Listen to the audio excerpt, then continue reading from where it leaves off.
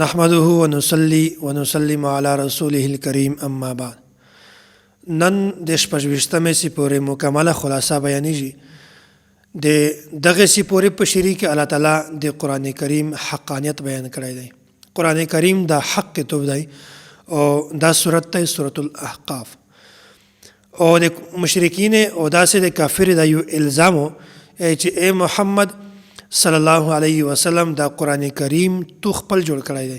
دا د الله تعالی د طرفه نه دی، الله تعالی نه در نازل کړی بلکې دا تو خپل جوړ کړی دی. نبی علیه الصلوۃ والسلام دا خبره ورته بیانوي یا چې کچیر دا مخپل جوړ کړی وي بیا د الله تعالی د طرفه نه چې کیم عذاب وي د یغنا توس مون شي واچ کولای. د الله تعالی دستور او قانون دا دی چې په دنیا کې کیم یو شای د الله تعالی طرف ته داسې منسوب کو چې هغه الله تعالی طرف نه نوي، بیا الله تعالی دا سره په دنیا کې هم ذلیلوي او دا سره الله تعالی په آخرت کې هم ذلیلوي. نو نبی علیه الصلوۃ والسلام دا خبره بیانوي چې کچیر د قران کریم مخپل جوړ کړی وي بیا توس ته الله تعالی طرف نه چې کیم پکړ دی د یغنا توس مو نشي بچ کولای. دغه نه دا خبره معلومه شو چې قران کریم دا حق کتاب دی، دا الله تعالی نازل کړی دی په نبی علیه الصلوۃ والسلام باندې. او وصینا الانسان بوالديه احسانا، دلته الله تعالی دا خبره بیانوي چې توس خپل مور پلور سره حسن سلوک کوي. مور پلور کله کله داس وی چې هغه مسلمان وي خو د زمن دغه کفر اختیار کړی وي، او کله کله د بچون د مسلمان وي خدای کفر اختیار کړی وي، او کله چې د بچون مسلمان وي بیا د خپل بچون باندې ډیر زیات تشدد کو.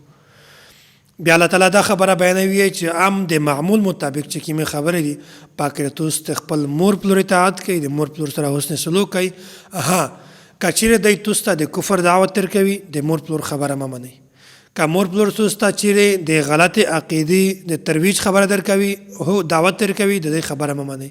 که مور پلور توسته چیرې د ګناه کړلې حکم در کوي یا توسته د دا خبره بیانوي چې تاسو دا ګناه وکئ بیا د مور پلور په دا کې هم خبره مه منئ.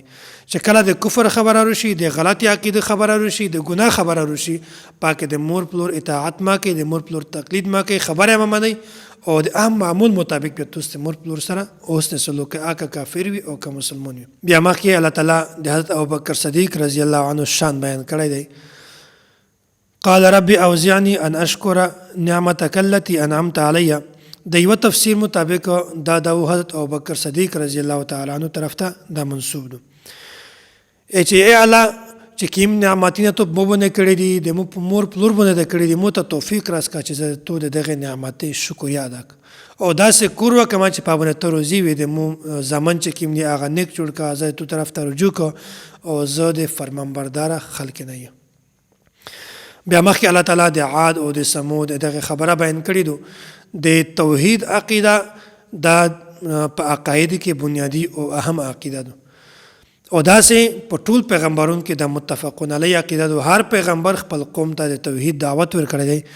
قوم عاد او قوم سمود داسې چې څومره حکمونه وي او داسې چې کوم د هود علیه السلام قوم دی دغه هود علیه السلام د توحید دعوت ورکړی، خدای د دعوت نه انکار وکړ، بیا داسې وشول چې الله تعالی په دې باندې عذاب وروست او د په دنیا کې ناکامي او په آخرت کې ناکامي. بیا الله تعالی مخکې د جنات خبره بیان کړې ده چې کوم د اسلام قبول کړی و چې کله نبی علیه الصلوۃ والسلام طایف ته ورسېد، بیا د طایف کې خلک دعوت ورکړه. بیا بهرحال چې کله دی واپس ورته بیا یو مقام د ځکه مقام نخله په دا باندې نبی علیه الصلوۃ والسلام د گایز مینځ ورکو، بیا تلاوت یې کوي. په دغه کې د جنات د پیریونه یو جماعت ټولۍ یو ګرو دا تر د لشکر یې تر د بیا د ودره د یو بل خاموش او چې غلی شي او د قران کریم تلاوت یې اورېده. بیا د نبی علیه الصلوۃ والسلام ته روغل مختصر درته بیانوم. بیا د اسلام قبول کو د کوم د پورا داعی جوړ شول، دعوت ورکو. بیا وخت نو وختو د پیریونه یو جماعت د نبی علیه الصلوۃ والسلام ترته او د اسلام قبول. بیا الله تعالی مخکې نبی علیه الصلوۃ والسلام ته صبر او تلقین ورکوي، یای چې دغه خلک چې کیم ته تکلیف تر کړی د طایف له خلک کیم د تو خبره نه دومانلې په دا باندې صبر اختیار کړه چې په مخکې هم سره پیغمبرون وي دغه ټول ته خپل قوم ول تکلیف ورکړی، خدای صبر اختیار کړی. دا سورت ختم شو، مخکې بل سورت ته سورت محمد. د دغه صورت په شریع کې الله تعالی د کافرونو او د مؤمنینو نتایج بیان کړي دي. کافرونو دوه کورونه کړل، یو خدا د چې خپل وې ګناه کړله، کفر و اختیارو، د نبی علیه الصلاۃ والسلام خبره و نه منله، او دوم اچار دا کړه چې خلق د دین نه منې کوه، یغه ته د کفر دعوت ورکوه، د اسلام نه ولري کول. بیا داسې وشول چې الله تعالی د ټول اعمال دا ضایع کړل، او د دې په مقابله کې چې کی مؤمنین وي دغه د الله تعالی د نبی خبره منله، او د الله تعالی طرف نه چې کیم قران کریم په نبی علیه الصلاۃ والسلام باندې نازل و دا غیمون، او الله تعالی د همیشه د پورا کامیاب کړل، د ګناهینه الله تعالی معاف کړل. فاذا لقيتم الذين كفروا فضرب الرقاب. دلته چې کیما قیدون یو د یغه متعلق الله تعالی حکم بیان کړی دی، یی چې د قیدونو په باره کې دوه قسمه اختیار ده، یا خدا دی چې تاسو د دینه فدیه واخلئ یا بغیر د فدیه نه دی ازود کوي، دا اختیار دی. حالانکه جنگ بدر کې چې کیما قیدون وی او یا کسون وی دغه باره کې بیا داسې وشول چې نبی علیه الصلاۃ والسلام د صحابه کرامو نه مشوره واخیستله، د ډېرې صحابه کرامو دا رایه وه چې دینه د فدیه واخیستله شي او دی ازود کړي. بهرحال حضرت عمر فاروق رضی الله عنه او داسې نور څو صحابه کرام یې دا رایه ورکړې وه چې دینه فدیه مه واخلي بلکې دی قتل کړي. بیا په دغه وخت کې نبی علیه الصلاۃ والسلام د ډېرې صحابه کرامو رایې ته ترجیح ورکړه او دینه فدیه واخیستله او دی ازود کړل. بیا الله تعالی ته دغه خبره خوند نه کوي او دینه ناراضګي اظهار وک. بیا په یغه وخت کې الله تعالی دا خبره ورته بیان کړې و چې تاسو د دینه فدیه نه واخیستلای، او دلته الله تعالی د فدیه اختیار ورکړی دی. دا خبره عجیبه ده. نو دا دوه سره آیاتونه دي، په دغه کې هیڅ تعارض نشته. ځنه خلک دا تعارض بیانوي، په دا کې هیڅ تعارض نشته، ځکه چې بنیادی د الله تعالی حکم دا و چې تاسو د کافرونو طاقت د ختم کوئ، او په جنگ بدر کې کافر تعداد زیات و، بیا د دې طاقت هم زیات و، بیا ورته وایي چې تاسو فدیه نه واخیستلای، دویم قتل کولی چې د دې طاقت تاسو ختم کړی وي، ځکه الله تعالی د ناراضګۍ اظهار وکړ. او دلته په دغه وخت کې د کافرونو تعداد کم و، د دې طاقت کم و، د مسلمانانو طاقت زیات و، دغه د وجې نه الله تعالی بیا دې ته اختیار ورکړ چې که تاسو د دې نه فدیه واخلئ او که بغیر د فدیې نه دی ازودوئ.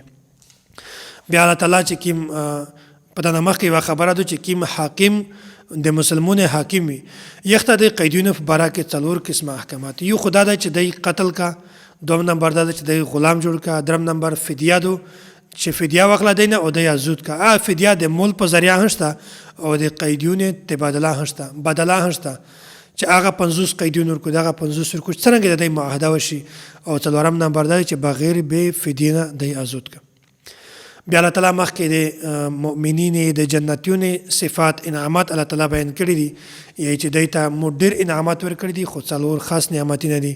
دوی ته په جنت کې 4 قسمه نهرونه بهیږي، د یبې نهر وي، چینو وي، دغسې د ګیمنې ولوي او د شربې ولوي، د شودې ولوي. دا یبو بالکل صفاوي تروه نه وي، کیم چې ګیمنه دی دا بالکل خوږ وي، په دا کوم ملاوټ نه وي، شراب دا ترخه نه وي، د غذایکا وروغه وي، خو خوږ وي، او داسې چې کیم شوده دي دا هم خروپونه بالکل هر شی او تازه تازه وي. دا ټول چې نه الله تعالی جنتیون ته ورکړي دي. بیا د مؤمنین او د کافر په میانځ کې فرق دی. دلته اوداس خبره وا چې کیما اهل ایمان ولوي صحابه کرام دغه ډېر زیات مخلص وي، او د دې د خواهش و چې د نبی علیه الصلاۃ والسلام او د قران کریم سره ډېر زیات عشق او محبت وکړه. بیا د داسول د انتظار کو چې الله تعالی طرف نه یو سورت نازل شي، په سورت کې مش خپل ځون تزکیه وکي، بیا پاکه د جهاد وکمي چې مش جهاد وکي.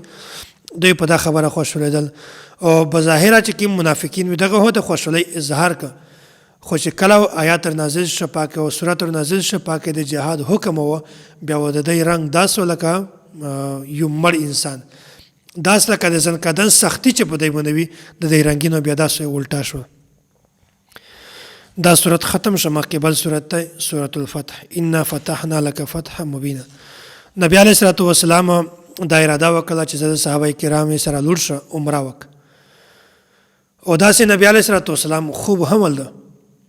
بیا نبی علیه الصلاۃ والسلام عمره ته ووته، بیا په مخ کې چې کوم کافرون وي، کافر وي، مشرکین وي، دی د نبی علیه الصلاۃ والسلام لار بنده کړله. بیا نبی علیه الصلاۃ والسلام خوب ولده، بیا الله تعالی د آیات نازل کړ، خوشخبری ورکړه چې ته مکه فتح کوې. بیا هغه خوشخبری چې کیمه په هغه 8 هجری کې سن 8 هجری کې هغه خوشخبری پیرا شوله. بیا داسې نبی علیه الصلاۃ والسلام دا وکړل چې د عصمت انبیا دلایل بیان شوي دي او د فتح خبره بیان شوي دي. نبی علیه الصلاۃ والسلام چې کله عمره ته روان شو بیا مشرکین په میانځ کې رکاوټ اچولی و.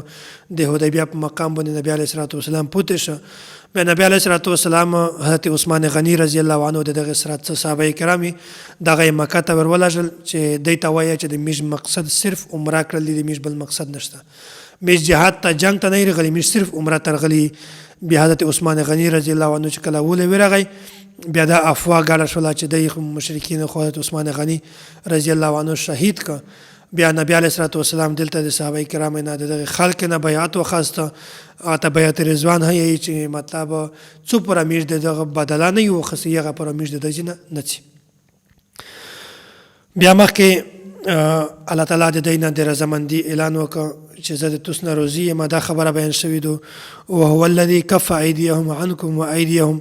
بیا داسې وشول چې کله حضرت عثمان غنی رضی الله تعالی عنه مکه ته لوړ شو او بیا دی د یغه طرف نه 50 کسون درولېږل کافر. د مقصد دا و د بالکل ناکام کوشش و چې د نبی علیه الصلاۃ والسلام د قتل کولې کوشش او پلان جوړ کړی و. بیا داسې وشول چې هغه کسون ته روغل مسلمانونه ونیول. بیا ولته چې کوم مشرکین وي حضرت عثمان غنی رضی الله تعالی عنه کښینو نور صحابه کرام هغه کښینو شهید کړي نه دی خو صرف یې قید کړه. بیا په نه بعد داسې وشول چې الله تعالی دا خبره بیانوي چې مو مسلمون لوس د کافر دي چې کیم کسون وي د قید کړي وي د یغه د قتل نه منع کړل چې ما قتل کوي. بیا داسې وشول چې د کافر په ځړینه کې مو د مسلمون رعب پیدا کو. د عثمان غنی رضی الله تعالی عنه شهید نه هغه هم بشول او دا هم بشول. دا ټول تفصیلی خبره الله تعالی التبین کړی.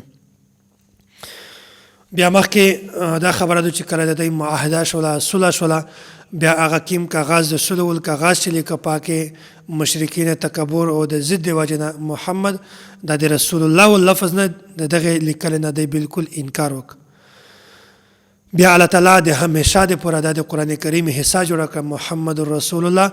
محمد د نبی علیه الصلاۃ والسلام ذات ته وی رسول د پیغمبر خبره ته وی. الله تعالی دا خبره بیان کړی دی چې د قیامت پورې و د رسول الله صلی الله علیه وسلم ذات هم محفوظ وي، د نبی علیه الصلاۃ والسلام خبره هم محفوظ وي. مخکبل سورته سورۃ الحجرات. یا ایها الذین آمنوا لا تقدموا بین یدی الله ورسوله واتقوا الله. دلته د نبی علیه الصلاۃ والسلام د مجلس آداب الله تعالی بیان کړی دي چې کیمه داسې فیصله وي چې هغه نبی علیه الصلاۃ والسلام خپله کو د چا نه مشوره نه وخلي. بیا په هغه کې تاسو د یو بل سره بحث او مباحثه مه کوئ. نبی علیه الصلاۃ والسلام مخ ته خپل اوز مه چګوئ. او بیا داسې د مثال بیانېږي چې د قبیله تمیم چې کوم وفد و دغه یو امیر جوړاوه. بیا نبی علیه الصلاۃ والسلام په فیصله نه مخ ته چې کوم شیخین وي دغه خپل میانځ کې بحث او مباحثه وکړه. بیا الله تعالی دا آیات نازل کړ چې کوم شی باره کې نبی علیه الصلاۃ والسلام خپل فیصله کوي. بیا پاکه توس نبی علیه الصلاۃ والسلام مخ ته خپل اوز مه چګوئ.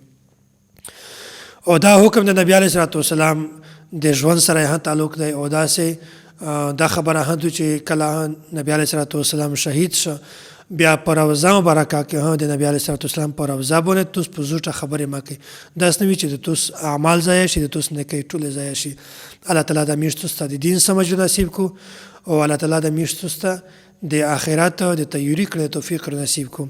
واخر دعوانا ان الحمد لله رب العالمین.